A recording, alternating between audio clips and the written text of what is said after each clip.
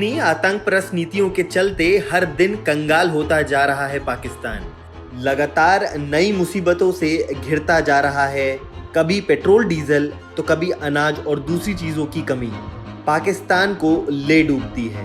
ये रोजमर्रा की दिक्कतें खत्म ही नहीं हुई थी कि पाकिस्तान देश में अब एक और नया संकट आ गया है।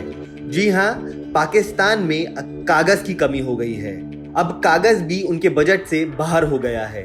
पाकिस्तान के प्रशंसकों ने चेतावनी दी है कि देश के बच्चों को इस साल किताबें पढ़ने के लिए नहीं मिल पाएंगी, क्योंकि देश में कागज का गंभीर संकट आ चुका है। पाकिस्तान पेपर एसोसिएशन ने चेतावनी दी है कि देश में पेपर संकट के कारण अगस्त 2022 से शुरू होने वाले नए एकेडमिक सेशन में छात्रों को किताबें उपलब्ध नहीं हो पाएंगी। एसोसिएशन ने कहा है कि इस फैसले की वजह पाकिस्तान के लगातार बढ़ रही महंगाई और कागज उद्योगों पर लगे कुछ टैक्स हैं। All Pakistan paper merchant association, Pakistan association of printing, graphic arts and industries और पेपर उद्योगों से जुड़े अन्य संगठनों ने साथ साथ देश के प्रमुख अर्थशास्त्री डॉक्टर कैसर बंगाली ने गुरुवार को एक संयुक्त प्रेस कॉन्फ्रेंस को संबोधित किया।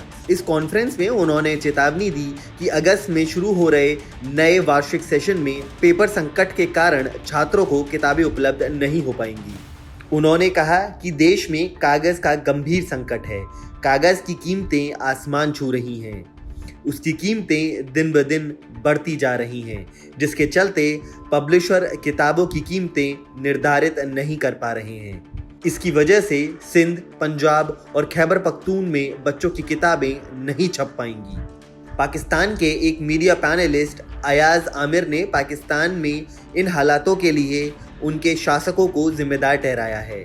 स्थानीय मीडिया आउटलेट दुनिया डेली के लिए लिखते हुए उन्होंने कहा है, हमने अयूब खान, याहिया खान, जुल्फ़िकर अली भुट्टो और मोहम्मद ज़िया उल हक के नियमों को देखा है। हमने सरकारों और तानाशाहों को देखा है।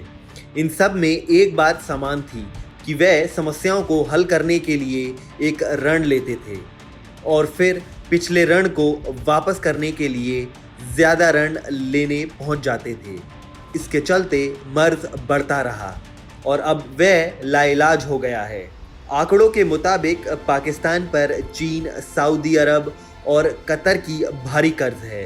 वह इन कर्जों का ब्याज चुकाने के लिए हर साल नया कर्जा लेता है और इस प्रकार से यह सिलसिला चलता जा रहा है। अब हालात यूं हैं कि कोई भी संस्था पाकिस्तान को कर्ज देने को तैयार नहीं है। अगर पाकिस्तान के दोस्त चीन की बात की जाए, वह कर्ज दे तो ज़रूर रहा है, लेकिन उसकी अदायगी के मामले में वह भी पूरी सख्ती बरत चुका है।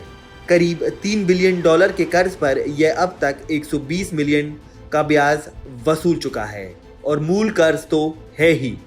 ऐसे में बड़ा सवाल ये बनता है कि आखिर पाकिस्तान चीन के कर्ज को कैसे चुकाएगा। Bureau report, The Nation express.